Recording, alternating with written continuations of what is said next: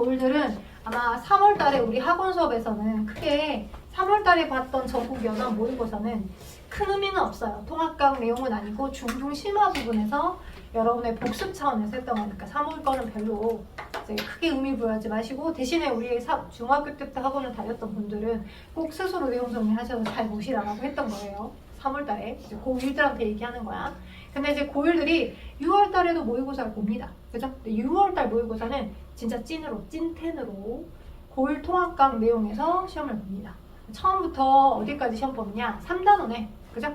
3단원에 해당하는, 그러니까 1단원, 2단원이 여러분 시험 범위였어. 중간고사. 1, 2단원, 그죠? 2단원에 해당하는 화학도 있을 거고, 2단원에 해당하는 핵산 단백질도 들어갈 거고, 다 공통 시험 범위야. 여러분 중간고사 공부했던. 그리고 3단원에 지구 시스템까지가 여러분 시험 범위더라고요. 그래서 다 지금 전체적으로 제가 블로그 글을 쓰고 있거든요. 부모님들께 아니 왜 시험이 끝났는데 우리 그 딸내미 아들내미 공부를 잘했는지 시험 잘했는지 피드백 전화가 없죠. 우리 전화 잘 안 가잖아요. 그죠? 필요하시면 전화를 요청하시는 게 맞고요. 그죠? 근데 이제 혹시라도 그죠? 궁금해 하실까봐 간단하게 문자로 작성해서 이렇게 공부하고 있습니다라고 알려드리려고 제가 지금 열심히 만들고 있거든요. 1등급 결과들이랑 등급을 해가지고.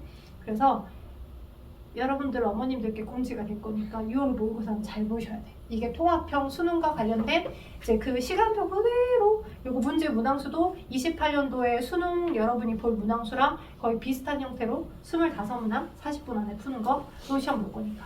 그러니까 맨 마지막 4교시 한국사 먼저 쫙 보고 그 10분 동안 또 시험지 배부하고 걷고 대기했다가 또 그 정해진 시간 동안 통합사를 먼저 보고, 그리고 맨 마지막에 나 돼서 이제 10분 동안 통합각 시험지 받은 다음에 다시 또 배부하고 받고 해가지고 시험을 보더라고요.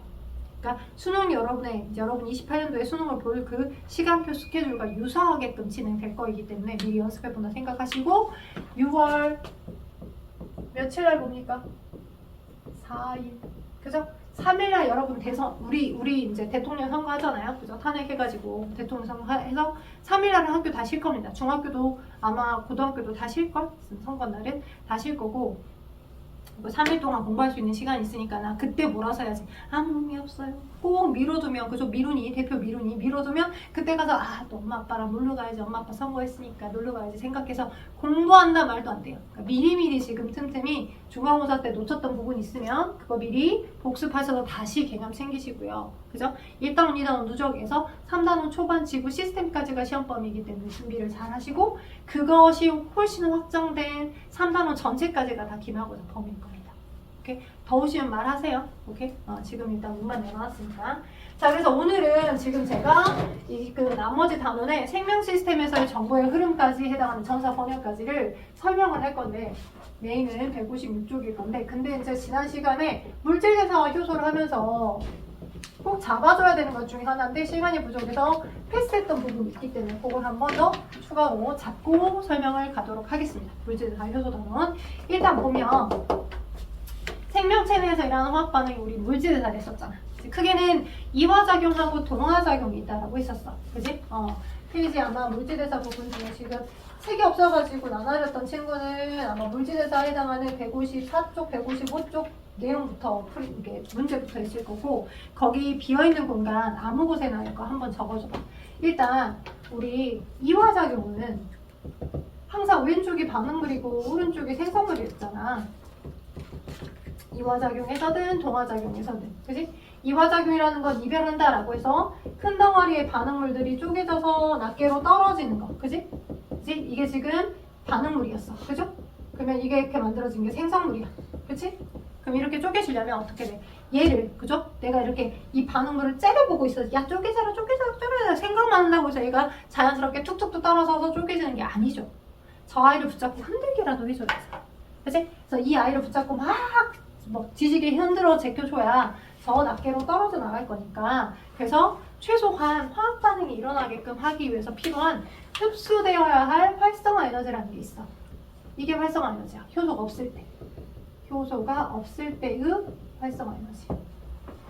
자, 근데 효소가 있게 되면 효소는 얘와 딱 입체 구조가 딱 맞는 이런 특정 부위가 있고, 이 부위에 서로 수소이온이랄지 수산화이온처럼 화학 반응을 매개해 줄 수 있는 기능기들을 갖고 있기 때문에 저 두 개가 만나기만 하면 반응물과 기질, 반응물 다른 말로 기질, 반응물과 효소가 만나기만 하면 그러면 화학 반응이 막 매개되면서 잘라지면서 그지? 빨리빨리 얘를 이화작용을 시켜줄 수가 있어요 라고 했어요. 그쵸? 오케이? 그렇기 때문에 평상시 효소가 이만큼이 흡수됐었, 효소에 이만큼의 활성화 에너지가 흡수가 됐었다라고 한다면 효소가 있기 때문에 낮아지는 활성화 에너지 요만큼만 에너지가 흡수되어도 동일한 화학 반응이 일어나더라. 그죠? 효소가 있을 때의 있을자 낮아진 활성화 에너지. 네, 효소는 활성화 에너지를 낮춰주더라 라고 설명했어요. 그리고 반응열은 뭐였어? 반응열. 화학 반응이 어떻게 일어나든지 간에 반응물이 가지는 에너지와 생성물이 가지는 에너지의 이 차이만큼을 우리는 반응열이라고 하는데 효소는 반응열을 변화시켜주진 않더라라고 했어. 그치? 반응물이 가지는 에너지 수준과 생성물이 가지는 에너지 수준의 차이를 반응열. 근데 효소는 반응열을 변화시켜주진 않더라. 오케이? 근데 이게 대표적인 이화작용의 활성화 에너지 영역이었다면 동화작용은 약간 달라.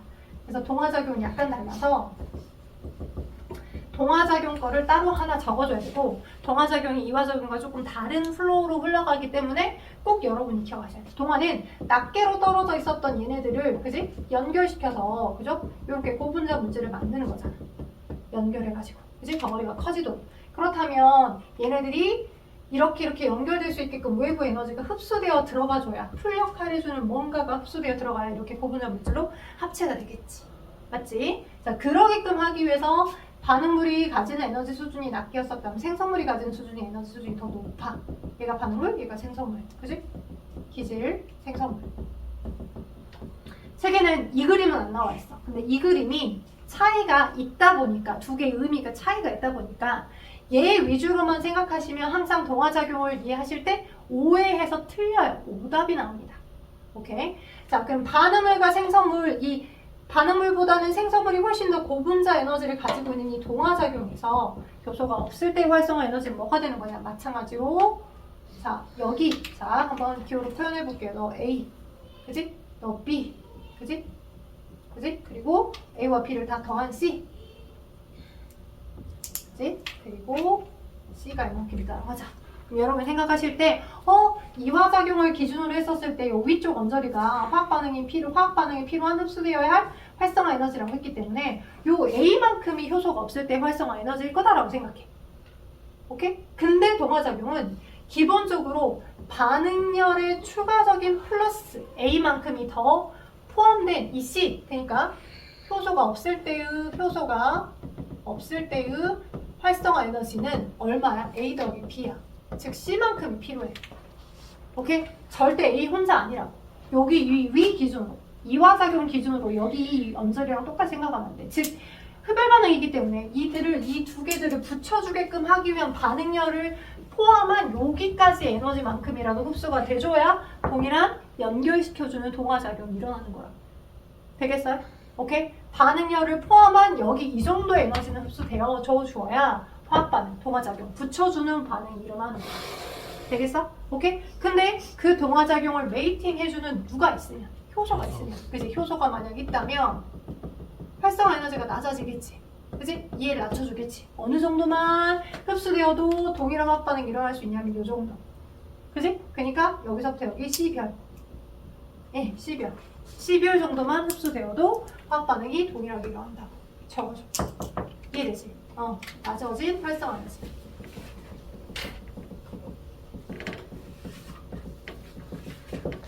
덥니? 괜찮아? 온도? 더운 말해.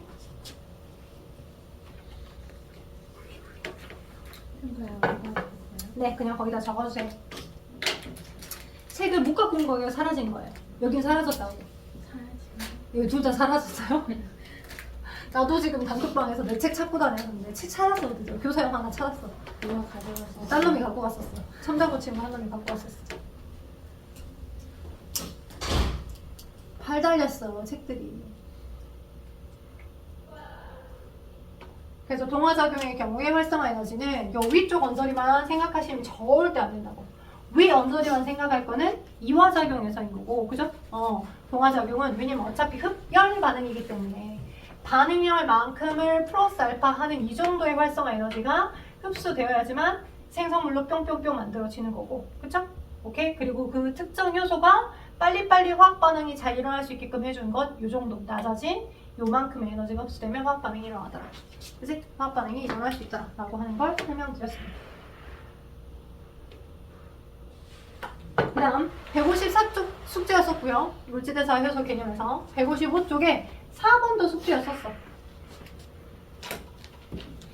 동화와 이하작용 둘 다 해서 효소는 EA를 낮춰주는 것. EA가 활성화 에너지야. EA를 낮춰주는 역할만 하는 것 뿐이지 반응열을 변화시켜주지 않는다는 건 똑같습니다. 반응열을 변화시켜주진 않다. 그치? 효소는 활성화 에너지를 낮춰주는 것 뿐이지 반응열을 변화시키는 것과는 전혀 상관이 없어요. 너랑은 상관없어요. 오케이? 너랑 상관없다 하는 걸 보시면 될 것 같습니다. 자, 그 다음에 이제 우리 여러분 문제를 풀어왔어. 155쪽에 아마 154쪽에 해당하는 문제를 좀 풀어볼만 했을 거고 155쪽에 맨 마지막 4번 문제를 별표 치는 경우들이 많을 거야. 155쪽에 4번을 좀 설명을 해줄게. 그래프 분석하는 거 되게 중요하거든.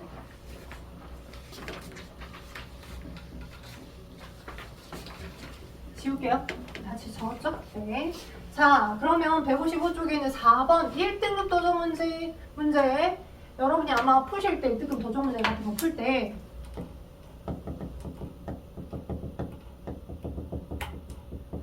전혀 안 봐봤던, 그러니까 뭐 시중 출판사에 있는 문제집에서 안 봐봤던 형태의 문제가 있으면 여러분이 만약 시험 대비할 때 설마 학교 선생님이 대충 알려줬는데 이 정도 수준까지 시험 문제가 나오진 않아 라고 대충 스스로 셀프로 걸러서 시험 공부를 하셨던 분들은 크게 그죠? 오산이 있죠.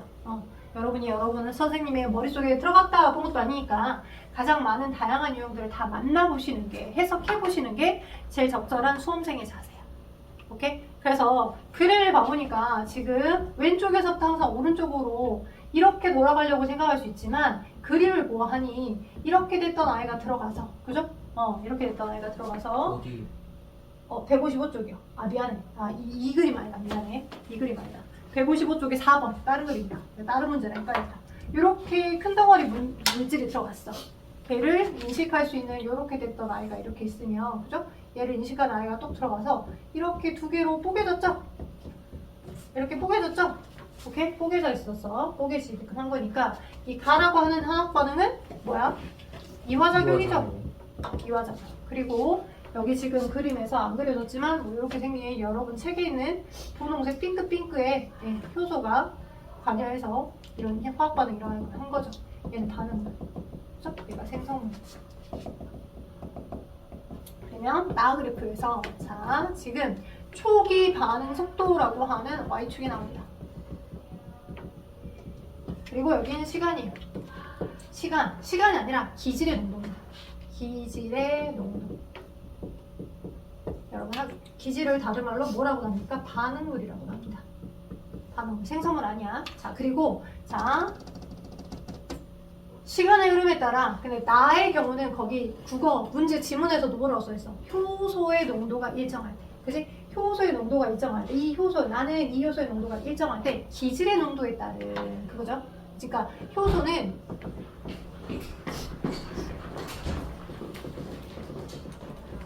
(10만큼) 있어. 네. 예를 들어서 효소가 10개, 10개가 있다라고 하자. 10개가 있는데 기질을 처음 1개 넣어줬어, 반응물을. 그러면 그 10개의 일할 수 있는 일꾼, 이 10개가 이 반응물 만나면 째까닥 이렇게 변화시켜주고, 자, 지난 시간에 가장 중요했던 걔는 효소는 재사용이 가능하겠죠? 얘가 소모되지 않는다고. 한 번 일을 해줬다고 해서 얘의 기능이 소모되지 않아요, 규비나. 효소는 계속 재사용이 가능해요. 그죠? 재사용이 가능해요. 재사용이 가능한 형태니까 한 개의 기질이 들어갔어요. 그럼 한 개가 생성물로 다 전환됐을 거야. 그 다음 또 다른 상황에서 2개의 기질이 들어가요. 그러면 효소가 10개 있으니까 들어오자마자 바로 생성물을 만들 거고, 자 10개의 효소가 있기 때문에 3개만큼의 반응물이 들어가면 3개가 바로 들어가자마자 생성물을 만들겠지. 그지? 자 여러분이 기억하셔야 될 반응 속도는, 생물에서의 반응 속도는 우리 뭐 V는 T분의 S, 뭐 수학에 물리에서는 V는 T분의 S 이렇게 나오잖아. 규민아 뒤에 스탠딩 책상 있어. 졸리면 서서 수업 들어. 자 V는 T분의 S였잖아. 지연아 얼른 오세요. 수업 들어가세요. 빨리 얼른. 이 시간이 최선이었어 지연아? 얼른 들어가. 자, V는 T분의 S. 이것은 이 물리에서 말하는 거고, 생물에서 말하는 반응 속도는 어떤 개념이냐면 단위 시간당 전환된 생성물의 농도야. 오케이? 단위 시간 동안 전환된 생성물의 농도. 이게 반응 속도야. 화학 반응에서, 그지? 어떤 특정 화학 반응 속도는 제한된 정해진 제한된 시간 동안 얼마나 생성물을 전환시켜서 만들어줬냐 이거거든. 오케이? 그러면 1과 2와 3 정도의 기질, 그러니까 3개의 기질이 들어왔을 때는 10개가 이미 대기하고 있고, 일을 하려고 대기하고 있고, 들어오자마자 바로 생성물로 전환. 그죠? 한 개도 마찬가지. 들어오자마자 바로 생성물로 전환하는 거니까, 이렇게 10개와 10개가, 효소 10개와 기질 10개가 만날 때까지는 거의 정비례 곡선처럼 이렇게 속도가 증가하겠지. 즉 화학 반응 속도라고 하는 건 단위 시간 동안 생성물의 농도니까요. 오케이? 자, 근데 11개든 15개든, 자, 기질을 15개 집어넣어줬어. 오케이? 근데 효소는 10개가 있고, 효소를 내가 더 추가로 넣어준 상태가 아니야. 그지? 그러면 15개의 반응물이 들어왔을 때 15개가 한꺼번에 다 화학 반응하나? 그럴까? 아니지. 15개가 한꺼번에 다 화학 반응 못하지. 10개의 효소만 있기 때문에 5개는 기다리고 있잖아. 5개의 반응물은 기다리고 있을 거고, 똑같이 10개의 반응물하고 10개의 효소가 1대1로 대응해서 다 생성물을 만들어주고 난 다음에서야 그 다음 턴에서 5개랑 효소 10개 중에 나머지 5개가 만나서 그 다음 일을 또 해주겠지. 그치? 그러니까 제한된 시간 안에 만들어진 전환된 생성물의 농도는 10개와 10개가 1대1로 대응한 그 값하고 똑같겠죠. 이미 다 효소들이 생성물하고 반응물하고 다 포함되어 있으니까. 아무리 내가 기질을 많이 넣어줘도, 아무리 내가 기질을 25개, 30개로 많이 넣어줬다라고 한들 일을 해줄 수 있는 일꾼의 양이 효소가 10개로 픽스되어 있기 때문에 똑같이 단위 시간 동안 전환시킨 생성물의 값은 동일하다고. 그래서 아무리 기질을 많이 넣어줘도 증가하진 않아.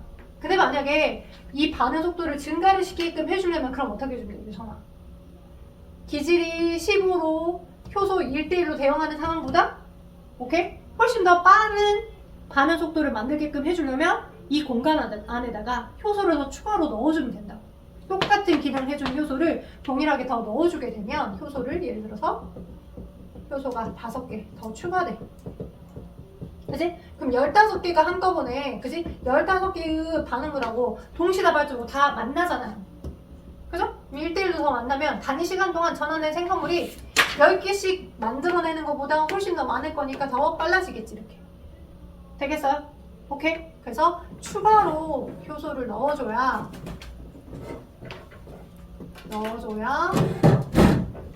반응 속도가 증가하는 거야.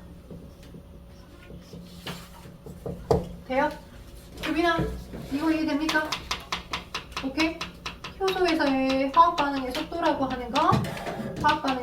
하는 건 단위 시간 동안 전환된 생성물의 농도야. 물리에서 요구하는 그 시간 속도 개념하고 달라. 생물에서는 제공된 제한된 시간 안에 얼마나 생성물을 바꿔서 만들 수 있느냐, 그 값의 차이라고요. 그러니까 이 빨간색은 추가로 뭘 넣어준 상태니까, 효소를 더 넣어준 상태이기 때문에 쭉 올라갈 수 있다고. 효소를 더 넣어주게 되면, 그러면 화학 반응 속도가 증가하게 되는 거지. 효소를 안 넣어준 상황에서는 아무리 기질만 많이 넣어줘봤자 속도는 똑같다라고요. 최대치의 속도랑 똑같다고. 화학 반응 속도가. 되겠어요? 그리고 여기서 한 가지 퀘스천. 너무 빨라요? 괜찮아요? 자, 그 다음 여기서 한 가지 퀘스천. 그렇다면 친구들이 또 오해하는 게 있어. 반응 속도가 점점점 증가하니까, 화학 반응의 속도가 점점 증가하니까, 화학 반응의 속도가, 그지? 화학 반응의 속도가 증가하니까 여러분이 오해하실 때, 아 그래, 그러면 이 효소가 지금 한 개씩만 대응한 거랑 10개 효소가 다 대응한 거랑 10개 효소가 다 대응했기 때문에 이때 화학 반응 속도가 되게 빠르잖아. 그지? 그러니까 여러분이 생각할 때, 아, 효소가 이때 훨씬 더 많은 활성화 에너지가 더 많이 낮아져서 화학 반응을 빨리 했다라고 생각한다고요. 오케이? 근데 그 효소 한 개가 일을 해준 것과 똑같은 기능을 가지고 있는 10개의 효소가 기능해서 단위 시간 동안 생성물을 전환시킨 것과의 차이인 것 뿐이지, 효소 한 개가 더 활성화 에너지를 더 많이 낮춰준 거랑 상관이 없다고. 오케이? 그래서 여러분이 생각하실 때 이때의 낮아진 EA 값하고 이때의 낮아진 EA 값은 똑같아요. 오케이? 이때 화학 반응할 때 특정 효소의 활성화 에너지와 이때 화학 반응할 때 특정 효소의 활성화 에너지는 동일하다고. 즉 정리해서 적어드려 보면, 그지? 화학 반응의 속도는 특정 요소의 성질 변화와는 상관 있다 없다? 없다. 즉 활성화 에너지는 에너지를 더 낮춰주는 게 아니라고. 낮춰주는 게 아니다. 적어줘.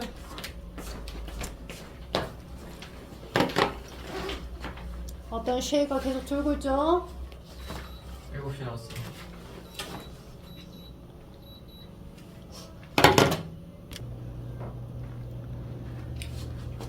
네. 화학 반응 속도는 특정 요소의 성질 변화랑 전혀 상관없고, 즉 활성화 에너지를 더 낮춰주는 게 아니라고.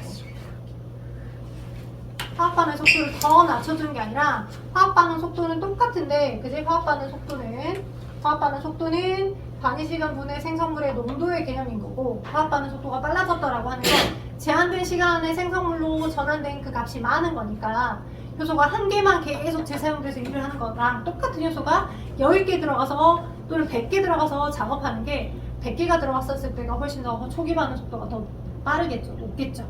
그렇다고 해서 초기 반응 속도가 빨라졌다고 해서 똑같은 효소 하나가 활성화 에너지가 더 많이 낮춰져서 화학 반응을 빨리 하는 것과 전혀 상관없다고. 그렇게 매팅해서 생각하시면 안 된다고. 예? 똑같은 기능을 가지고 있는 효소가 몇 개가 한꺼번에 같이 동시 작업을 해주냐, 그러지 않냐의 차이인 것 뿐이지, 그지? 효소의 성질 변화랑 상관없어. 활성화 에너지는 보유값이야. 오케이? 성질 변화랑 전혀 상관없다는 거. 그래서 거기 그 문제에 기억니은 디귿 답을 한번 달아보게 되면 155쪽이 4번. 기억의 양은 S2일 때가 S1일 때보다 많다. 기억나? 효소 기질 복합체죠? 효소 기질 복합체. 효소랑 이 반응물하고 만나져 있는 효소 기질 복합체. 그럼 효소 기질 복합체는 당연히 1대1 대응 상황일 때가 가장 많겠지. 그지? 또는 이때는, 그지? 이때 점점 늘어나고 있을 때보다는 이때가 훨씬 더 많을 거니까 S1하고 S2를 비교하게 되면 S2가 이 정도고, 그지? S1이 이 정도면 당연히 S2일 때가 효소 기질 복합체를 제일 많이 갖고 있는 거지. 맞죠? 자, 그 다음 이은 활성화 에너지. 활성화 에너지 전혀 상관없다고. 그지? S2일 때든 S1일 때든 동일한 활성화 에너지 값을 갖는 거지. 초기 반응 속도가 높아서 화학 반응을 많이 했다고 해서 활성화 에너지가 더 많이 낮아졌다? 전혀 상관없는 거야. 이때의 활성화 에너지든 이때의 활성화 에너지든 이때의 활성화 에너지든 활성화 에너지는 다 똑같아. 그래서 하나하나의 캐릭터니까. 돼요? 똑같은 캐릭터를 가지고 있는 효소가 같이 뭐 10개가 한꺼번에 같이 작업을 해줬는지 아니면 100개가 한꺼번에 작업을 해줬는지 한 개만 작업해줬는지의 차이인 것뿐이야. 되겠어? 그 다음에 디귿 S2일 때 B를 첨가하면 B가 뭔데? 효소죠. S2일 때 B를 첨가하면 S2일 때 B를 추가로 첨가해서 B가 뭔데? 효소잖아. 그러면 초기 반응 속도는 증가할 것이다. 네, 정확입니다. 그지? 기억 디귿이 답이다. 되겠니? 오케이. 자, 그러면 156쪽 한번 봐봐. 다른 반들은 하나를 더 풀어줬는데 하나 풀고 갈까? 칠판 지우고 어쩔 수 없다. 넘겨봐. 아마도 그 복사해준 것 중에 164쪽 있는지 봐봐. 164쪽 있을 것도 같은데 164쪽 펴봐 얘들아. 164쪽 있어요. 164쪽에 10번, 11번, 12번 풀어줘봐. 그리고 11번 되게 중요해. 별표. 11번 되게 중요해. 별표. 그래서 10번, 11번, 12번 풀어줘봐. 자, 에브리바디 한번 봐봐요. 자, 164쪽에는 11번은 시험 문제 정말 잘 나오는 것들입니다. 그리고 10번하고 12번 노말한 거니까 10번, 12번 답만 먼저 불러줄게. 10번은 당연히 3번이죠. 가산화수를 분해시켜줘서 물과 뭐로 산소로 분해시켜주는 거 카탈레이스, 생체 촉매, 감자칩이랑 동물의 생간에도 많이 들어있고, 그래서 답 10번은 3번이고 12번은 4번이고, 그쵸? 그다음 11번이 메인에 우리가 설명해야 될 부분 중에 하나인데, 이게 지금 뭐예요? 얘가 효소죠? 세상에는. 그치? 그다음 이렇게 뿅 들어온 게 얘가 지금 반응물입니다. 그리고 반응물이 효소랑 만나가지고 효소기질 복합체를 만든 거예요. 효소기질 복합체. 얘를 선생님은 줄여서 EMS라고 쓸게요. EMS, 컴플렉스, EMS라고 쓸게. 그리고 엔자임, 메테리얼, 시스템이라고 한 형태인데 그냥 이렇게 쓸게. 효소기질 복합체. 그다음에 얘는 지금 생성물. 자, 일단 화학 반응 뭐야? 더 큰 사이즈가 들어가서 떨어졌네. 이화작용이죠. 이화작용이고 시간의 흐름에 따라 점점 그 양이 감소되는 거야. 근데 A, B, C를 지금 기억니은들하고 연결져라라고 했어. 너가 A고, 너가 B고, 너가 C거든. 효소기질 복합체. 그지? 세 개 중에 기억니은 디귿이 서로 연결이 됐대. 그럼 한번 봐보자. 기억이고요. 기억은 시간의 흐름에 따라 계속 감소해요. 뭘까요? 얘가 제일 쉽네. B. 네, 얘가 B입니다. 그죠? 반응물은 들어가자마자 바로 생성물로 반응물은 들어가자마자 바로 생성물로 반응물은 들어가자마자 바로 생성물로 전환될 거니까 이렇게 줄어드는 게 기억이고요. 다른 형태의 문제에서 만약 이렇게 시간 흐름에 따라 계속 늘어나는 형태처럼 보이는 리을을 만약 물어봤다. 그럼 얘는 생성물이겠지. 네. 이렇게. 그지? 줄어드는 것과 늘어나는 것을 유추해서 기억하시면 돼. 여러분 책에는 리을은 안 나와 있는데 리을도 한번 생각해 보실 수 있어야 돼. 그죠? 기억이 있고 리을이 있어. 그 다음 디귿이 있고 니은인데 디귿 리을이 효소랑 효소기질 복합체예요. 그러면 처음에 들어가자마자 반응물 기질들이 효소의 값이 일정한데 효소가 100개가 있었어. 또는 효소가 10개가 있었어. 그러니까 일할 수 있는 일꾼의 수가 제한된 상태로 그대로 있는 상태에서 그지? 아다다다다 기질이 계속 들어가. 그러면 기질이 점점점 들어가서 효소랑 제한된 그 효소의 값이랑 만나면 효소가 프리한 상태로 그대로 있어? 효소가 프리한 상태로 그대로 있지 않고 반응물들하고 만나서 아다다다다 나 지금 이래야지 라고 해서 만나는 그 동안까지를 미미하게 체크를 해보다 보면 늘어나고 있는 게 기질이 들어가자마자 바로 효소랑 기질하고 만나. EMS. 그럼 있었던 효소는 줄어들 거라고. 그지? 있었던 효소는 줄어들고. 그죠? 효소기질 복합체를 만드는 형태들이 많아질 거라고. 늘어나고 있는 게 이게 EMS. 그죠? 효소기질 복합체. 그러니까 디귿이 누구야? 화학 반응을 충분히 할 때까지 디귿이 C인 거고. 그러면 모든 반응물을 효소랑 다 전환시켰어. 그러면 반응물이 추가로 계속 들어오는 상황이 아니잖아. 이해 다 해놓고 효소는 쉬고 있겠지. 그치? 처음에는 이제 와다다다다 만나야 되니까 혼자 홀로 있는 효소 값은 점점 줄어들 거야. 그치? 얘와 얘가 거의 상응해, 반비례. 왜? EMS를 만드는 것만큼 혼자 있는 효소는 없어. 나 지금 일감 왔는데 이래야지. 그지? 누가 땡땡이 까고 있어. 이래야 되겠지. 그래서 줄어들고 있는 얘가 효소일 거라. 혼자 있는 효소. 근데 충분히 일을 다 해주고 난 다음에 효소는 항상 재사용이 다 가능하니까 원래 있었던 형태의 자신의 원래의 효소 혼자만 있는 상태로 돌아가겠지. 이렇게. A와 C와 B 효소기질 복합체를 찾아주실 수 있어요. 포인트는 이 초반 부분이야. 그지? 이 그래프를 찾을 수 있는 포인트는 이 앞부분 초반 부분이 단서가 되는 거다라고 보시면 돼. 네, 같은 값을서 줄어드는 게 효소. 반응물 들어가자마자 아다다다다 이래야 되니까. 그러면 일할 수 있도록 이 모든 효소들이 달라붙어서 효소기질 복합체를 만드는 것만큼이 늘어나는 게 효소기질 복합체. 그죠? 이거 차이를 보실 수 있고 그 다음 기억니은 디귿. 그렇다면 니은은 C다. 틀리죠? 네. 윙해야 되니까. 자, 반응의 활성 에너지는 T1하고 T2일 때보다 더 낮다. 자, 누차 말하지만 아무리 반응물하고 기질하고 많이 만났다 한들 전혀 활성 에너지의 감소랑 상관없다고. 그 효소 하나하나가 가지고 있는 고유한 성질 값이야. 그 효소 하나하나가 가지는 고유한 캐릭터 값이기 때문에 활성 에너지를 딱 낮춰준다거나 더 높여준다거나 하지 않아요. 화학 반응 속도랑 상관없다고. 화학 반응 속도랑 활성 에너지 값의 변화랑은 상관없더라. 그래서 니은 땡. 그럼 기억 틀리고 니은 틀리죠. 디귿이 맞는지만 보면 되죠. 단위 시간당 생성되는 생성물의 양은 초반하고 후반으로 봤을 때, 자, 이미 T2일 때는 이미 얼른 혼자 있는 효소가 많고요. 그죠? 그 다음에 T1일 때는 어때요? 거의 피크로, 이때가 T1이죠. T1. 피크로 효소기질 복합체를 가장 많이 만들 때니까 단위 시간 동안 전환된 그 생성물의 값이 많겠지. T1이 T2일 때보다 화학 반응 속도가 더 빠르지. 그쵸? 그래서 그 값이 있네요. 2번. 자, 저는 칠판 지운 동안 여러분은 5분 동안 좀 쉬어주시고요. 종 딱 치면 156조, 163조, 6조. 156조 신도 나올 거야. 이 전사와 번역이라는 생명 시스템에서 유전 정보가 어떻게 흘러가는지, 생명 시스템에서의 정보의 흐름이라고 하는 그 단위는 2단원에서 배웠던 전사, 2단원에서 배웠던 핵산과 단백질, 그리고 지금 이제 세포 소기관에서 배웠던 라이보솜의 기능 배웠던 기억나죠? 거치면 소포체. 이 복합적인 형태의 문제입니다. 복합문항이에요. 복합문항. 그렇기 때문에 기본적인 앞부분에 대한 요소가 이제 뭐 인지가 되어 있지 않으면 조금 더 어렵게 느낄 수 있거든요. 하나씩 한번 차분히 한번 해보게. 일단은 전사와 번역이라고 하는 거를 선생님이 먼저 설명을 해줄 거야. 우리 유전 정보는 어디 들어있어? 여러분이 어떻게 블라블라블라 뭘 만들어라 라고 하는 유전 정보는 당연히 핵 속에 들어있지. 핵 속 어디에? DNA에. 그지? 핵 속 DNA에. 그지? 그러면 DNA라고 하는 건 이중 나선 구조에 해당하는 이런 거야. 그지? 근데 여러분이 전에 이제 뭐 우리 유전 물질의 기본 단위체, 유전 물질의 종류에 뭐가 있냐라고 해서 유전 물질에 해당하는 종류에는 DNA와 RNA 두 종류가 있어요 라고 배웠을 거야. RNA는 한 가닥, DNA는 두 가닥. 오케이? 이렇게 배웠을 거고, 그들을 구성하는 유전 물질의 기본 단위체는 뭐였어? 네모가 뭐였어 얘들아? 네모들이 뭐였어? 7글자. 뉴클레오타이드. 그지? 그래서 기본 단위체 뭐가 되더라? 뉴클레오타이드더라. 뉴클레오타이드는 다시 인산과 당과 염기들로 구성되어 있더라. 그치?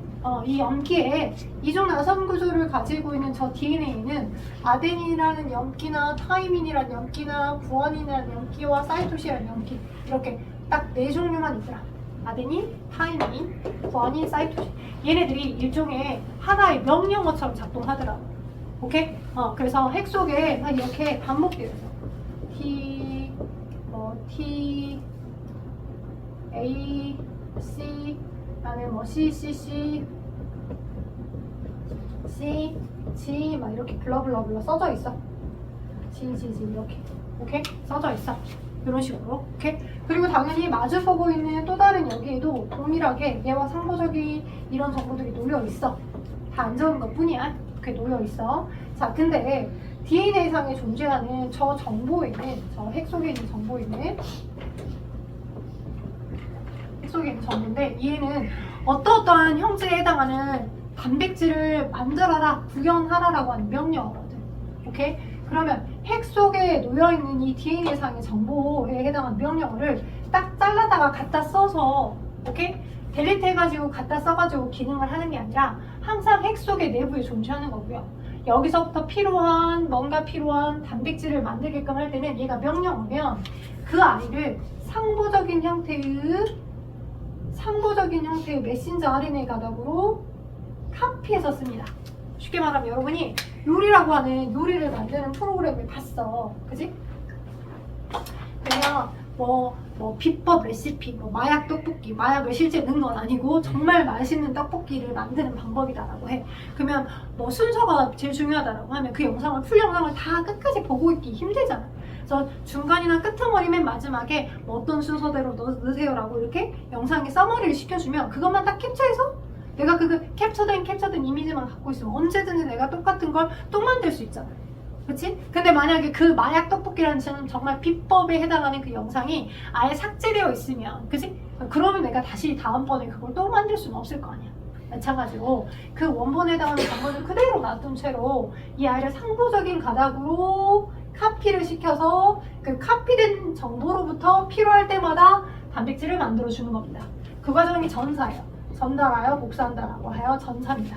그래서 여기 티민에 해당하는 정보는 RNA 가닥으로 카피가 될 때 아데닌이라는 염기를 가진 형태로 카피가 되고요. 뉴클레오타이드로. 아데닌이라고 하는 건 유라실, 그죠? RNA니까 유라실로. 사이토신은 구아닌으로, 그죠? 그 다음에 또 사이토신은 또 구아닌으로, 여기 CC니까 또 구아닌 계속 이렇게 상보적인 형태로 카피가 된다라고 보시면 됩니다.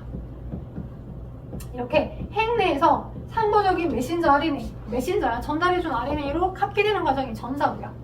오케이? 그 전사됐던 정보들이 핵 바깥으로 나와서 번역이라고 하는 일을 거쳐줍니다. 핵 바깥에, 여기가 핵 속이면 핵 바깥 세포질에 거치면 소포체라고 하는 아이가 있어요. 이렇게 거치면 소포체. 거친 생각과 거치면 소포체에 지금 이렇게 따닥따닥 뭐가 붙어있거든요. 이 붙어있는 얘가 라이보솜입니다. 라이보솜. 세포 소기관 중 라이보솜이고요. 라이보솜 여러 개가 붙어 있어요. 그리고 이 라이보솜은 세포질의 프리한 상태로 유선화, 프리한 상태로 돌아다니기도 있기도 해. 큰 단위체, 작은 단위체 이렇게 돌아다니고 있기도 해. 그러면 핵공을 통해서 핵에 뚫려져 있는 구멍이나 여기 핵공이라는 구멍을 통해 저 메신저 RNA, 항보적인 형태로 카피됐던 메신저 RNA가 핵 속으로 뿅, 핵 바깥으로 뿅 나가. mRNA가. 오케이? 그러면 여기가 AUG, GGC, 뭐 CCGG 막 이렇게 블라블라 써져 있어. 오케이? 그러면 저 메신저 RNA로부터 저 라이보솜이라는 스캐너를 거쳐서 필요한 뭐를 아미노산들이 조립되어서 최종적으로 단백질로 만들어지는 거야. 아미노산들이 조립되어서 최종적으로 단백질로 만들어지는 거야.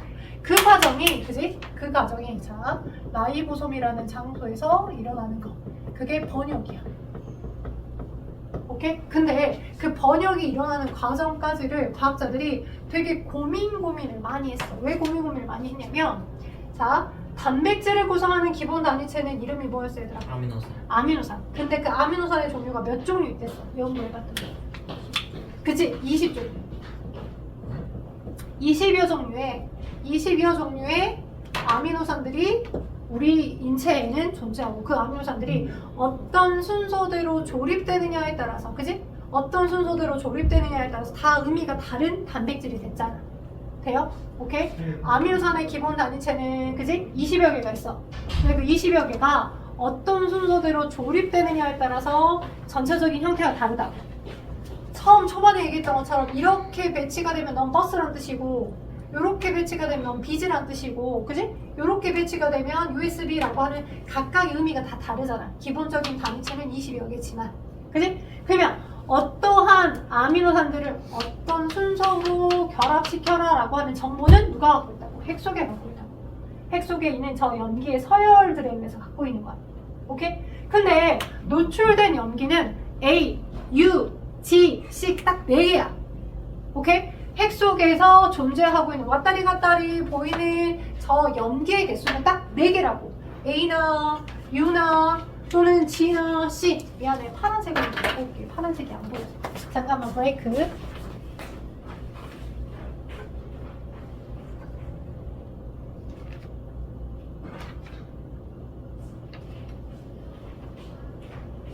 다시 왔어요. 저 왔어요. 잠깐이죠? 금방 왔죠? 자, 눈에 보이는, 그지? 핵 속에서든 아니면 전사된 상태의 mRNA 가장으로든 보이는 염기는 딱 4개. A나 U나 G나 C 딱 4종류만 계속 블라블라블라 반복돼. 그지? 오케이? 딱 4개의 염기들만. 그지? 그러면 단백질을 만들게 하는 걔네들의 기본 단위체 아미노산을 빠개봤더니 아미노산은 20여 개들이 어떤 조합으로 결합되느냐에 따라서 다양한 단백질을 만들어내는데 그들에 대한 정보를 갖고 있는 염기는 딱 4개만 존재해. 그러면 하나의 염기가 하나의 아미노산을 만약 지정한다라고 해보자. if, 그지? 하나의 염기가 하나의 아미노산을 지정한다라고 하자. 너 1번 아미노산, 너 2번 아미노산, 넌 3번 아미노산, 넌 4번 아미노산. 그지? 그러면 내가 단백질들을 여러 종류의 단백질을 다 깨부숴 봤을 때 총 4종류의 아미노산들만 왔다리 갔다리 하면서 뭔가가 큰 덩어리가 만들어져야지만 논리가 맞잖아. 그치? 근데 4개의 아미노산만 존재하는 게 아니라 20여 개나 서로 다른 아미노산들이 어떤 순서대로 결합되느냐에 따라서 다양한 단백질을 만드는데 근데 이 염기는 출현된 염기는 딱 4개밖에 없다고. 네. 하나의 염기씩이 하나의 아미노산을 지정한다라고 하면 개수의 아다리가 안 맞지? 그치? 경우의 수가 안 맞아. 이 ENA들이 오리지널 정보인 것 같은데. 그치? 그래서 이건 수학적으로 불가능할 것 같다라고 싶어서 그렇다면 두 자리가 한꺼번에 아마 특정 아미노산을 지정한다라고 하자라고 하면 여기는 A로 고정해놨고 AT 또는 여기는 뭐 AA 여기는 A로 고정해놓고 G 여기는 이렇게 C 그러니까 이게 지정한 아미노산 하나 이게 지정한 아미노산 또 다른 하나 이렇게 순서로 이렇게 지정하는 아미노산 또 다른 하나 이렇게 지정하는 또 다른 하나 그치? 이렇게 와. 또 마찬가지 THC는 그대로 놔두고 여기가 A였으면 여기가 T로 바뀔 수도 있지. 그치? 오케이? 또 여기 THC로 그대로 놔두면 여기가 또 지금 뭐 C로 바뀔 수도 있지.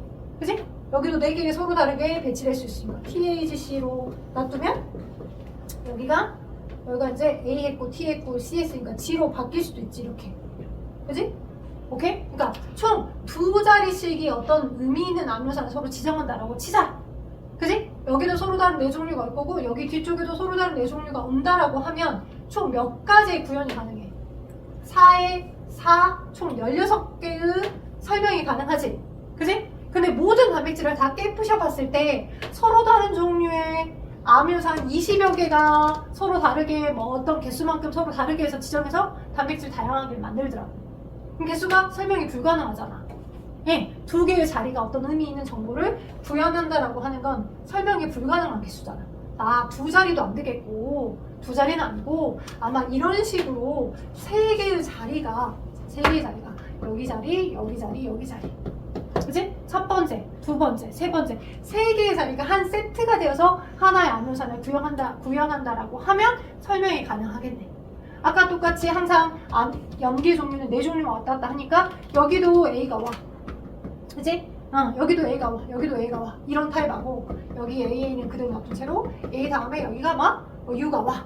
오케이? 그 다음에 또 여기는 그대로 놔둔 채로 여기가 A고 여기고 A인데 얘가 뭐 C가 와. 그러면 다른 종류. 여기 A고 여기 A 여기 또 G가 와. 이렇게. 너 맨 마지막 자리 4개가 올 수 있는 경우수. 여기는 고정된 채로 여기가 서로 달라져서 또 4개가 올 수 있는 경우수. 또 여기는 여기 2개는 똑같은데 여기가 달라져서 4개가 올 수 있는 경우수 라고 하면 총 몇 개의 조합이 가능해? 몇 종류에? 64개. 64개. 그지? 그러면 64개나 될 수 있는 경우수가 만들어지고 단백질을 구성하는 기본 단위체 아미노산 20여 개고 그러면 얘가 64개나 되니까 훨씬 더 여유 있게 64개나 되는 그 경우의 조합들이 이 많은 아미노산들을 다 지정한다는 게 설명이 가능하겠잖아. 오케이? 그래서 그게 실제 맞나 안 맞나 궁금해서 대장균을 이용해서 이콜라이 같은 대장균을 이용해가지고 합성 뉴클레오타이드를 만들었어. 그래서 예를 들어 여기 처음부터 폴리유들만 있는 거. 오케이? 그래서 이 3개씩이 특정 아미노산 지정한다라고 하고 UUU가 예를 들어서 10번 아미노산만 지정한다라고 했을 때 오케이? 그래서 다른 여러 종류의 아미노산 말고 10번 아미노산들만 여러 개가 놔둔 상태에서 얘가 전사와 번역을 세포질에서 동시에 하니까 이렇게 놔뒀을 때 총 몇 개의 10번짜리들에 해당하는 아미노산들만 연결되는지를 봐왔더니 3개씩이 의미 있는 정보를 지정하니까 3개 이렇게 하여서 총 UUU라고 하는 10번 아미노산, 그 다음도 10번 아미노산, 그 다음도 10번 아미노산 딱 4개의 10번 아미노산들끼리 결합되는 게 맞더라고. 세 덩어리씩이 하나의 의미 있는 아미노산 하나를 지정하고 있는 게 맞구나 라고 인식이 돼서 비슷비슷한 형태의 뭐 AAA 조합으로도 계속 합성 뉴클레오타이드를 만들어서 해보고 그지? CCC로도 해보고 다 하나씩 바꿔서 지정하는 걸 다 확인해본 거야. 그 모든 경우수들은. 오케이? 그 모든 경우수들을 다 해봐서 만들어놨던 64개의 코돈표가 있어요. 이 코돈표를 보시면 여러분이 충분히 이해될 거야. 오케이? 자, 그래서 여러분 책에는 코돈표가 안 나와 있어서 선생님이 추가로 자료를 좀 준비했습니다. 한 장씩만 받아봐요. 뒤에 문제도 좀 붙어있긴 한데 한 장씩만 받아봐요. 뒤에 넘겨보시고 그만 두시고 받아봐요. 코돈표 한 장씩. 자, 딱 반 접어서 여러분 지금 설명되는 156쪽 거기다가 접어서 항상 같이 갖고 있어. 오늘 전사 번역을 다 설명을 못하더라도 중요한 핵심적인 부분 다 설명해드려야 되니까. 자, 거기 보시니까 64종류의 코돈표에서 다 나와있죠. 그러니까 이쪽은 첫 번째, 여기 가운데가 두 번째. 그죠? 세 번째가 배치가 되어 있을 때 열심히 분석을 해봤더니 과학자들이, 그지? UUU라고 하는 조합을 가지고 있는 형태의 한 덩어리는 자, 오른쪽에 뭐 페닐알라닌, 유신, 류신, 리신 써져 있는 게 특정 아미노산들의 이름입니다. 아미노산 이름이야. 오케이? 그래서 UUU라고 하는 이 염기의 세트로 존재하는 건 페닐알라닌이라는 아미노산을 지정한다라고 해봐. 10번 아미노산. 그지? 그러니까 내가 선생님 그러면 이거 표 드렸잖아요. 여기가 기말고사 범위잖아요. 시험 범위. 그럼 선생님 이 코돈에 해당하는 이 아미노산 이름을 다 디테일하게 64 덩어리 조각을 싹 다 외워야 합니까? 전혀 외울 필요 없어요. 오케이? 외울 필요 없고요. 그것들을 이제 뭐 응용해서 고등학교에서 어떻게 나오냐면 뭐 정강고, 뭐 박유선 짱, 뭐 이렇게 되도록 여기다 이렇게 이름들을 바꿔놔. 한글로 바꿔놔서 막 이렇게 mRNA들이 이렇게 배치가 되어 있을 때 어떠한 형태의 단백질, 어떠한 형태의 아미노산들이 배치가 돼서 걔네들이 만들어질 수 있겠니?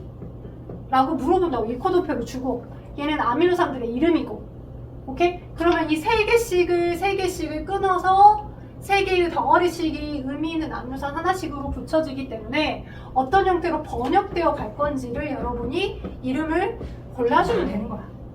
이해되겠어? 뭔 말인지? 할 수 있겠어? 오케이? 오케이? 뭐? UUU, AAA, UHC, UGG 같은 경우에는, 그지? 오케이? 이렇게 된다고. 여기 써져 있는 게 아미노산들의 이름인 것 뿐이지 아미노산 이름들을 다 외워둘 필요는 없다고. 오케이? 자, 그래서 이런 식으로 번역되는 과정에 대해서를 여러분이 기억하시면 될 것 같고, 거기서 보면 AUG라고 하는 게시코드 있죠? 메사이오닌 형광펜으로 체크. 게시코드과 게시코드, 그 다음에 UAA, UAG 뒤쪽에 보면 UGG, 이쪽에 보면 종결 코드 있죠? 그래서 형광펜으로 체크해보세요. 게시코돈, 그 다음 세 개는 종결 코돈. 추가적으로 선생님이 설명할 때 얘기를 해줄게요. 오케이? 일단 체크는 해다가 체크는. 오케이? 그래서 자, 여러분 이 지금 세 개의 덩어리씩이 하나의 아미노산 딱 하나를 지정하는 하나의 코돈이야, 코돈. mRNA상 세 세트 순서대로 왼쪽부터 오른쪽으로 가는 방향대로 세 세트들은, 그지? 코돈이라고 해. 너도 코돈, 너도 코돈, 너도 코돈, 너도 코돈이야. 이 코돈별로 대장균에서부터 식물세포, 동물세포, 모든 생명체가 이 지금 지구상에 존재하는 진핵세포, 원핵세포 다 공통된 코돈표들을 다 똑같은 코돈표들대로 특정 아미노산들을 부착시켜서 단백질을 만들더라. 오케이? 아까와 같은 그 대장균 같은 원핵세포도, 그죠? 우리와 같이 임신하던 진핵세포도, 또는 곰팡이와 같은 그 진균류와 같은 그 생물도 동일한 유전 부호 체계를 쓰고 있더라고. 오케이? 그래서 대장균을 이용해서 우리 사람의 인슐린 유전자를 거기다 집어넣고 합성 인슐린을 만들어내기도 했어. 오케이? 대장균한테 집어넣어서 인슐린, 사람이 가지고 있는 인슐린 특정 유전자 ATGC, TTA, 블라블라블라 정보를 이제 대장균에 해당하는 플라스미드에다 집어넣어서 동일한 아미노산들의 배열 순서들로 결합시키기 때문에 그 유전자 정보들을 집어넣고 그 대장균에서 동일한 인슐린을 많이 합성하게끔 해서 인슐린 주사 값이 싸진 거야. 이해될 수 있겠어? 그래서 여러분 책 보시면 157쪽에 유전 정보의 저장과 유전 부호에서 나와 있고, 거기 표 밑에 코돈이라고 하는 설명표 밑에 유전 부호 체계의 공통성이라고 나와 있어. 유전 부호 체계의 공통성. 거기 보니까 지구상의 모든 생명체는 동일한 유전 부호 체계를 사용한다고. 그죠? 유전 부호 체계. 즉, 이 코돈표가 동일하다고. 누구에서부터 누구까지? 대장균에서부터 곰팡이, 식물, 동물 다 모두 공통된 코돈표대로 이 지정된 이 코돈 하나당 정해져 있는 특정 아미노산들 딱 부착이 돼서 단백질로 구현이 된다고. 만들어진다고. 오케이? 그렇게 만들어졌던 각각의 단백질들이 우리의 형질 발현에 영향을 끼치는 거라고. 되겠어요? 오케이? 자, 이렇게 라이보솜이라는 아이가 와. 자, 여기 설명해 줄게. 지금 이렇게 세 개씩 있는데, 저 세 개씩에 해당하는 정보를 일단 여기부터 하자. 여기다 별표 쳐봐봐. 여기. 157쪽에 오른쪽 위에 유전 부호를 이룬 염기수이 나와 있죠. 유전 부호를 이룬 염기수. 걔를 서술형으로 물어보기도 하니까 그쪽에 질문을 이렇게 바꿔서 써줘봐. 거기 유전 부호를 이루는 염기수라고 하는 설명. 한 개씩으로 하면 4종류밖에 안 돼. 2개의 자리로 하면, 그지? 16개밖에 안 돼. 3개의 자리는 돼야 4 곱하기 4 곱하기 4에서 64개 정도는 돼야 너끈히 20여 개의 아미노산을 설명할 수 있어. 이거잖아. 그지? 한 개씩만 설명하다 그러면 4개밖에는 설명이 안 되니까. 아미노산 타입을. 그지? 64개. 그지? 큰 덩어리. 자, 그래서 이게 질문을 만약 이렇게 물어보고, 유전 부호는 왜? 그죠? 질문. 유전 부호는 왜? 적어주세요. 유전 부호는 왜? 세 개의 염기 조합으로 아미노산 하나의 아미노산을 지정하는가? 정원이 서정아 세 개의 뭐예요? 써져 있잖아요. 세 개의 염기 조합으로 하나의 아미노산을 지정하는가? 라고 물어볼 경우 여러분 그 3번에 플러스 3번에 나와 있는 그 설명을 서술형으로 물어봤을 경우 그대로 써주시면 돼요. 유전 부호를 이루는 염기 조합의 경우의 수. 그죠? 한 개의 염기 딱 하나만 아미노산 하나를 지정한다라고 하면 개수가 안 맞아. 출현된 아미노산은 20여 개가 필요한데, 그지? 염기는 딱 A, U, G, C 딱 4개밖에 안 돼. 그러면 하나의 염기들이 하나의 아미노산을 지정한다라고 하면 개수가 안 맞아. 오케이? 하나의 염기가 하나의 아미노산을 지정한다면 개수가 아다리가 안 맞아. 그래서 두 개의 자리가 한 덩어리가 되어서 아미노산 하나를 지정한다 해도 4 곱하기 4 16개 개수가 안 맞아. 그지? 안 끊겼네. 그리고 3개의 자리가 하나의 아미노산을 지정한다라고 해야 겨우 64개나 되는 넓은 경우의 개수가 생기기 때문에 설명이 가능한 거라고요. 돼요? 오케이? 그래서 저렇게 이제 전사가 되어서 나온 mRNA를 자 이제 연결해서 번호까지 설명해 줄게. 방금은 전사야. 왜냐면 유전 원본에 해당하는 정보를 딱 잘라다가 뭔가를 구현할 수 없어. 핵 속에 있는 정보를 캡처해서 상보적인 형태로 카피한 다음에 이 전사된 형태의 얘를 메신저 RNA, mRNA라고 해. RNA 종류는 크게 3종류 있어. mRNA, rRNA, tRNA. 리보솜을 만드는 RNA, tRNA.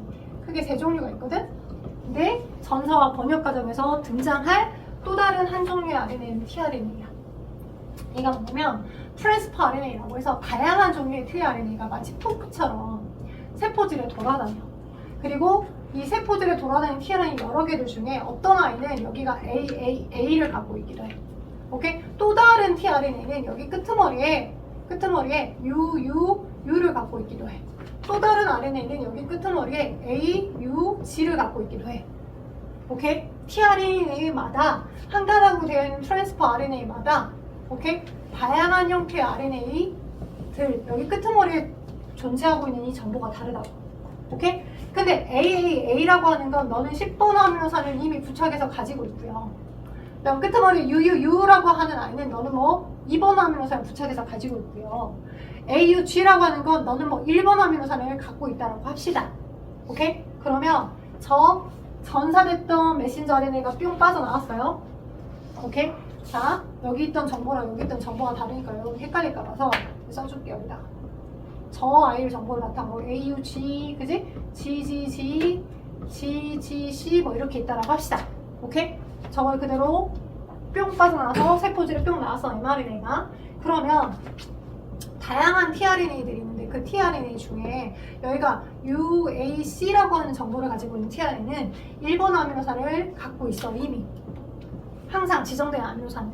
자, 근데 여기 보니까 저 아이가 얘랑 상호적이네. 그쵸? 오케이? 누가 있어야지만 라이보솜이라고 하는 세포 소기관이 있을 경우에 저 라이보솜이라는 세포 소기관이 mRNA를 붙잡고 있고, 유선아 힘내봐.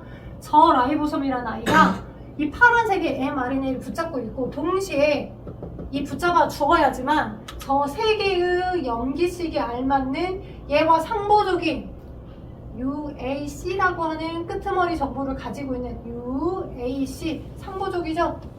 얘랑 완전히 상보적. 그죠? G와 C는 서로 상보적이고 A와 U도 서로 상보적이고 U와 A도 서로 상보적이니까. 그지? 저 특정 tRNA가 1번 아미노산을 이미 가지고 온 채로, 그죠? 이 리보솜이라는 공간이 있어야지만 저 세 개 tRNA, mRNA, 라이보솜이라고 하는 공간이 있어야지만 이렇게 온다고. 오케이? 그렇게 와서 그 다음에 CCC라고 하는 끄트머리에 CCC라고 하는 정보를 가지고 있는 tRNA가 오케이? 뭐 예를 들어서 20번 아미노산을 갖고 와 있어. 그지? 20번 아미노산. 그러면 이 CCC라고 하는 이 아이랑 이 GG라고 하는 아이는 또 상보적으로 서로 소통이 가능하잖아. 그지? 얘하고 20번 아미노산을 갖고 온 채로 이렇게 라이보솜이라고 하는 공간이 있어야지만 저 tRNA와 mRNA들끼리가 서로 소통이 된다고요. 오케이? 그리고 저 라이보솜이라는 공간이 있기 때문에 저 아이랑 이 tRNA와 이 tRNA가 만나서 저 라이보솜이라는 공간 안에 1번과 20번 얘네들은 아미노산이죠. 그래서 아미노산하고 아미노산 사이는 뭐야? 탈수 축합 반응으로 두 개가 연결되잖아. 그지? 그래서 이 라이보솜이라는 공간이 있으니까 저 1번과 20번 이렇게 펩타이드 결합을 형성하고 결합이 형성되면 여기는 딱 잘려서 얘는 적출이 뭐야? 바깥으로 다시 나간다고요. 또 다른 아미노산은 이 지정하고 있는 또 UAC 끄트머리에 정해진 1번 아미노산을 또 갖고 오려고 그죠? 계속 트랜스퍼 운반해주는 거야. tRNA는 지정하고 있는 자신의 여 끄트머리에 정해진 아미노산을 갖고 오게끔 하는 거야. 그리고 부착을 해줬으면 얘는 빠져나가. 적출돼. 오케이? 그러면 이 tRNA가 이 라이보솜이 mRNA에 따라서 오른쪽으로 살짝 더 미끄러져 움직여. 그러면 이렇게 가게 되면 지금 1, 2번은 두 개가 붙어 있고요. 너는 빠져나갔잖아요. 칠판 봐봐. 1, 2번은 부착되어 있고, 그죠? 1, 2번은 부착되어 있어 여기에 이 특정 tRNA 두 번째. 너는 빠져서 뚝 나갔어. 재사용 되려고 또 운반해 주려고. 그리고 또 여 끄트머리에 뭘 갖고 있는 CCG를 가지고 있는 7번 아미노산 부착하고 있는 또 다른 tRNA가 여기 온다고. 리보솜이 이쪽으로 오른쪽으로 더 가서 되어 있으니까 이 공간 안에 빨간색의 CCG를 가지고 있는 tRNA가 7번 아미노산을 갖고 있는 채로 왔어. 이렇게. 오케이? 한 칸 오른쪽으로 밀려가서 라이보솜이 밀려가니까. 그러면 GGC라고 하는 코돈에 자 항상 mRNA에 있는 정보는 코돈이야. 너도 코돈 각각 세 덩어리씩을 싹 다 코돈이라고 해. 오케이? 그리고 이 코돈하고 서로 상부적인 tRNA에 가지고 있는 저 코돈은 다른 말로 뭐라고 해? 안티코돈이라고 해. 안티코돈. 얘랑 상부적인 안티코돈을 가지고 있는 tRNA가 지정하고 있는 아미노산을 이미 갖고 와서 또 자리가 열리는 거야. 이 두 개는 이미 1번과 20번 아미노산 이미 부착되어 있고 달랑 연결되어 있고 이 두 개가 오게 되면 오른쪽으로 넘어가서 오게 되면 나보고 두 개도 탈수 축합 반응으로 결합하는 거구나. 이렇게 20번과 7번이 결합을 해. 탈수 축합 반응으로 아미노산 사이에. 오케이? 결합이 되면 여기가 잘려서 얘는 또 다시 적출돼. 재사용돼서. 또 다시 내가 지정하고 있는 아미노산을 부착해서 또 다시 다른 곳에 라이보솜을 운반해주려고 계속 이 일을 재사용하는 거야. 계속 끊임없이 이런 시스템. 오케이? 이렇게 정해져 있는 세 개의 염기쌍식에 정해져 있는 코돈에 그죠? 직접적으로 아미노산이 부착하는 게 아니라 이 특정 아미노산을 가지고 오는 tRNA가 있기 때문에 tRNA와 한꺼번에 계속 탈수 축합 아미노산들이 이 지정되고 있는 코돈에 알맞는 아미노산들이 결합되어 간다고. 이 과정을 우리는 번역이라고 해. 라이보솜에서 일어나는 이 지정된 코돈에 정해져 있는 아미노산들이 딱 와가지고 계속 아미노산들의 결합이 늘어나고 있는 거. 이걸 우리는 번역이라 한다. 번역. 라이보솜에서 일어나는 일. mRNA상 코돈의 정보가 뭐로 지정된 아미노산으로 순서대로 결합되어서 단백질을 만들어지는 거. 그게 번역이야. 그지? 이게 번역이야. 되겠어? 전사는 핵내에서 상보적인 형태의 mRNA로 상보적인 가닥으로 카피를 시켜주는 거고 돼요? 번역은 그 카피됐던 mRNA가 세포지로 뿅 빠져나가서 스캐닝을 뜬 것처럼 흘러가면서 계속 결합되는 거. 지정된 아미노산 순서대로. 오케이? 그리고 아까 얘기했던 것처럼 3연기 조합이라고 하는 게 3개의 염기 조합이라고 하는 게 아까 얘기했던 것처럼 염기는 딱 4개밖에 없지만 단백질마다 깨부셔 봤더니 아미노산은 총 20여 개가 있어야 되잖아. 그 20여 개를 다 설명하게끔 하기 위한 경우의 수 조합이 저 3연기 조합인 거야. 왜 3개의 염기씩 한 덩어리가 3개의 자리가 한 번에 특정 아미노산 하나를 지정하는가. 그래야지만 설명이 가능한 경우의 수 조합이라고. 되겠어요? 오케이? 전사는 핵내에서 일어나고 그죠? 번역은 어디서 일어난다? 세포 질에 존재하는 라이보솜이라고 하는 세포 소기관에서 일어난다. 오케이? 만약에 생각해봐. 여러분이 먹었던 뭐 탕물질이나 그지? 또는 여러분이 방사능에 노출됐어. 일본처럼 방사능이랄지 아주 그 파장이 높은 파장이 그 짧아서 에너지가 큰 그런 영역에 노출이 됐어. 그러면 지정됐던 염기 순서대로 뭔가가 결합돼야 되는데 그지? 이렇게 전사되는 과정에서 뭐 때문에 오류가 생긴지 모르겠지만 이 하나가 번역이 안 돼버려. 그래서 이 하나가 전사가 안 돼버려. 그래서 스킵돼버려. 그지? 그러면 얘가 1번 암묘산 지정하고 있고 아까 여기 지금 G가 있을 때는 G 해가지고 얘가 뭐 20번 암묘산이었었는데 그지? 하나가 스킵 돼버렸어. 그러면 패스해버리고 이 다음이 넘어가잖아. 그럼 그 다음 풀에서도 영향을 미치겠지. 그지? 그 다음 풀에서 부착된 암묘산들이 서로 달라질 거 아니야. 그지? 그래서 만들어지는 단백질의 형질의 이상을 우리는 그걸 유전자 돌면이라고 해. 오케이? 하나가 빠져버리거나 또는 원래 얘가 AUG로 번역이 돼야 되는데 여기 C였던 아이가 예를 들어서 C였던 아이가 G로 번역될 게 갑자기 뭐 생뚱맞게 뭐 A로 번역됐다거나 그지?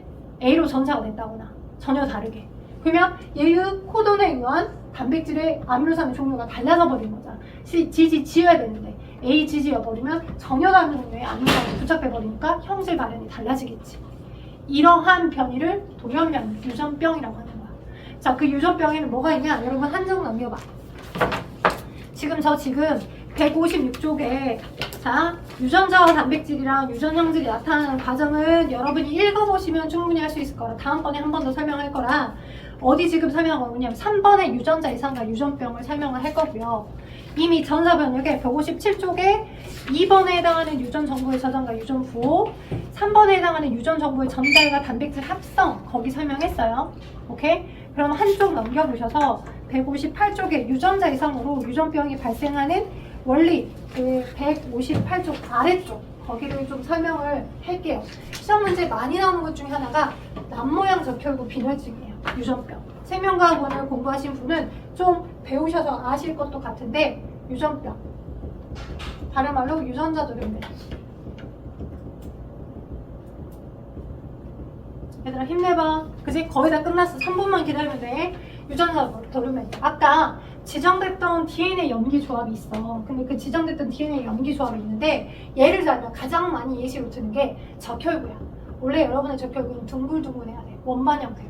산소가 많은 곳에 가서 산소를 막 결합해오고, 그죠? 적혈구가 둥그런 이유는 적혈구 속 산소만 단백질인 헤모글로빈이 4개의 단위체로 되어 있는데 그 4개의 단위체로 되어 있던 헤모글로빈이 동글동글한 형태를 유지하고 있기 때문에 그래.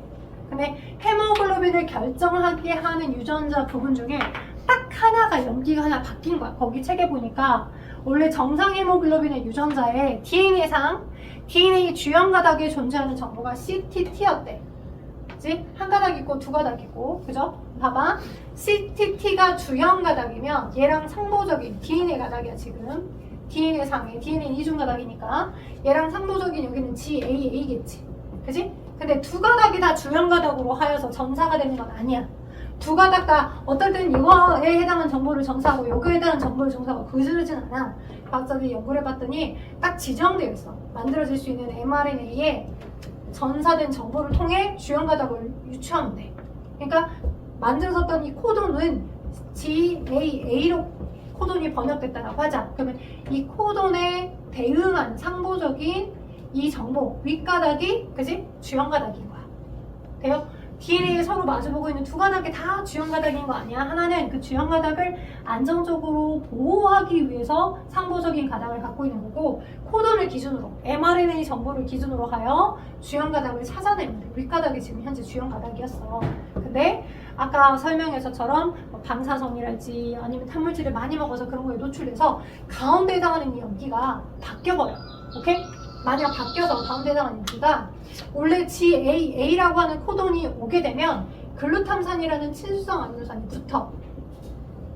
아미노산 종류야. 이건 아미노산 이름이야. 친수성 아미노산이 붙게 되고요. 원래는 얘가 친수성이니까 동글동글한 형태의 모양을 만들면서 산소가 많은 곳에 가서 산소를 막 갖고 오고 산소가 부족한 곳에 가서 산소를 퍼다 줄 수 있어.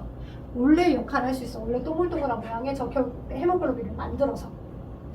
근데 여러분이 뭐가 돼서 이유는 모르겠지만 돌연변이 유발원에 노출되어서 가운데 저 주연 가닥이 CTT였는데 CAT로 바뀌어버렸어. 이렇게 하나만 바뀌었어. 그지? 그러면 코돈이 그대로 있겠어? 코돈이 바뀌겠지. 그지? 코돈에 해당하는 3에 해당하는 염기가 너가 G로, 그죠? 그죠? A는 뭐로? U로, 그죠? 맞죠? 그 다음에 TV는 뭐로? A로 이렇게 바뀌죠. 메신저 RNA에 해당한 정보가, 그지? 전사됐던 정보가 전사가 될 때, 그죠? 오케이? 위에 해당하는 주형 가닥이 바뀌는 게 문제야. 비주형 가닥이 바뀌는 건 문제는 아니야. 주형 가닥에 해당했던 여기가 원래 T여야 되는데 A로 바뀌어버렸어. 오케이? 오케이? 그랬더니 여기가 G, 뭐 T, 여기 비주형 가닥은 이렇게인데, 그지? 여기 바뀌어버렸잖아. 그랬더니 코드는 이렇게 바뀌어버리잖아. 그럼 이 G, U, A가 지정하고 있는 아미노산이 똑같이 글루탐산이면 좋은데, 그지? 글루탐산이면 좋은데, 그 전혀, 성질이 전혀 다른 발린이라고 하는 물 안 좋아하는 아미노산으로 바뀐 거야. 소수성 아미노산. 물을 안 좋아하는 아미노산으로 바뀌어버려. 그럼 물을 안 좋아하는 아미노산으로 바뀌어버리면 어떻게 되냐?